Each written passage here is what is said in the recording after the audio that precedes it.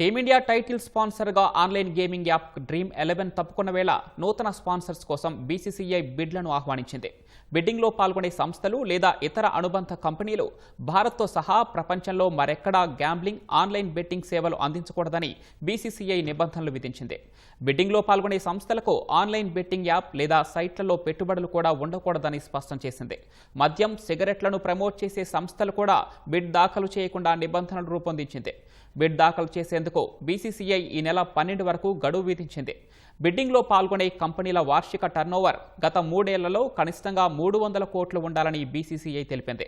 Online బెట్టింగ్లను నియంత్రించేందుకు కేంద్రం ఇటీవల promotion and regulation of online gaming చట్టాన్ని తీసుకొచ్చింది. ఫలితంగా డ్రీమ్ 11 సంస్థ భారత్లో తన కార్యకలాపాలను నిలిపివేసింది. ఈ క్రమంలోనే టీమిండియా స్పాన్సర్గా కొనసాగలేమని డ్రీమ్ 11 సంస్థ బీసీసీఐకి తెలియజేసింది. ఏడాది పాటు కాంట్రాక్టు ఉన్నా ముందుగానే తప్పుకుంది. అటు ఈ నెల 9న ప్రారంభం కానున్న ఆసియా కప్లో భారత్ స్పాన్సర్ లేకుండానే మ్యాచ్లు ఆడనుంది.